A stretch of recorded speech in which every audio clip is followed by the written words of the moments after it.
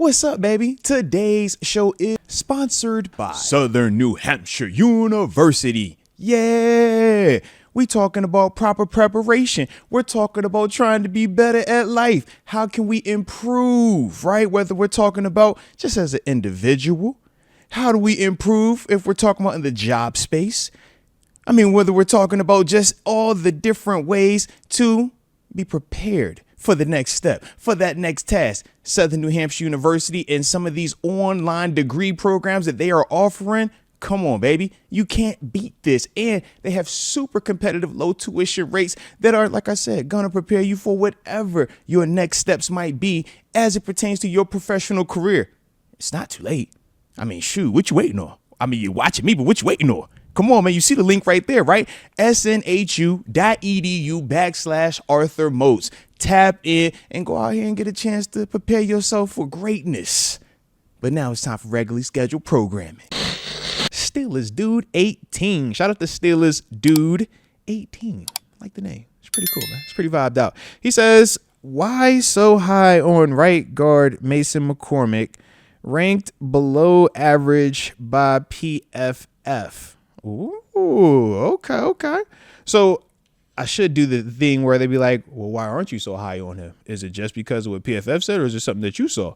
That's what we should do in the rebuttal. But in all seriousness, man, the reason why I'm high on Mason, regardless of what PFF or any other publication has to say about him, is because of what I see when I watch him.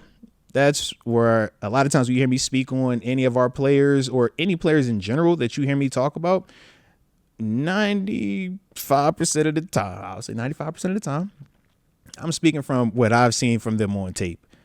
And from there, if I personally feel like this player is a good player, I think this player has traits that can translate. I think this player has the specific qualities that I think translate to long-term success. Yeah, I'm higher on those dudes. I don't really put a lot of focus into what some of the other publications criteria are for their grading system. Like you said, we joked about doing the PFF stuff. We did it for a couple of weeks, but it's just like, man, you read their criteria of what they deem as, all right, we're looking for this. It's like, bro, you do that type of stuff if you can't just watch it and know what you're looking for. And I'm not knocking that. So PFF does have a place, but I'm not here to support or go against what theirs is.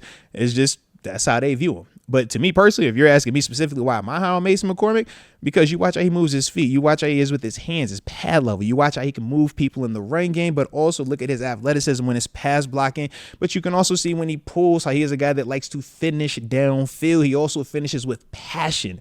You watch his energy, man. He's the guy that's always down the field on the big run, bopping his head up in somebody's grill, talking about, bro, hey, let's go. And not in a disrespectful manner like we've seen at times with Broderick. We're talking about with Mason is usually in the friendlier, funnier, but more so directed to our guys versus where we say with Broderick, it's more so the I'm so competitive, I want you to know that I'm whooping on you. That's the different type of vibe. But those are some of the big reasons why I'm personally excited about Mason McCormick. The other reasons why I'm excited about Mason McCormick is dude was a fourth round draft pick, came in and started 10 plus games for us.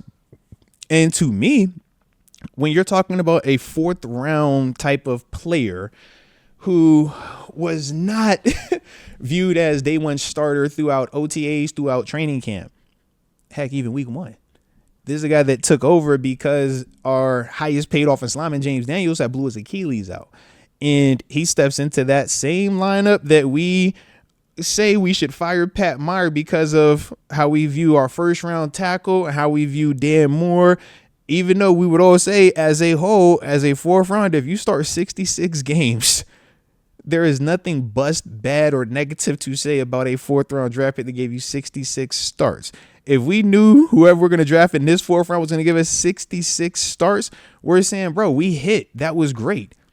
But with all of that, Mason McCormick wasn't the guy that people complained about. Mason McCormick was the guy that we were like, yo, you look fine.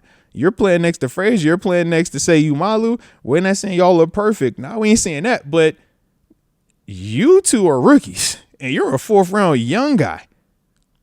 You know how much growth that opens up now? You know how much That floor has been elevated and raised now, but PFF, I don't think, well, personally, I know they don't account for that because I've already talked to some of those dudes over there. They don't account for that type of stuff. They have their criteria, and I do respect them for having their criteria. I just personally don't agree with said criteria. And that's why, for me, I don't put a lot of stock in the numerical element of it because Steelers, dude, we all do the same thing, right? We will bring up a number from PFF if it's supportive of our narrative. And that could be whether we're trying to paint a guy as good or paint a guy as bad. But then we also see the times where them numbers don't even remotely come close to giving us an accurate depiction of what we saw in the actual game. And that is where I just don't put a lot of stock in the PFF part, man. I mean, it's been games where we've literally seen TJ Watt go out there and go bonkers. And we're like, yo, what do you mean you're not the highest? You got a 70 grade? What? And then there's times where it's like the quietest of quiet games. And you're like, bro, how'd you get a 90 something grade? Like, where did that come from? How did that happen? It's PFF, baby. So long answer short, that's my response to the PFF element and why me personally, I am excited about Mason McCormick and what he's going to bring to the table going forward versus allowing what PFF or any other, like I said, publication, allowing what they might say or their opinion of a player to, I guess, sway me one way or the other. But like I said, that's me personally, and largely due to my personal experiences. That is why I typically act like that. When you hear me talk about a lot of these players, I don't expect everybody to operate like that. I don't. So I can understand if you look at that PFF and it's gospel to you, man. It's not a negative, but it's just, for me, I just see it a little bit differently, man. But shout out to you, though, Steelers, dude. I likes that, man. I can dig that.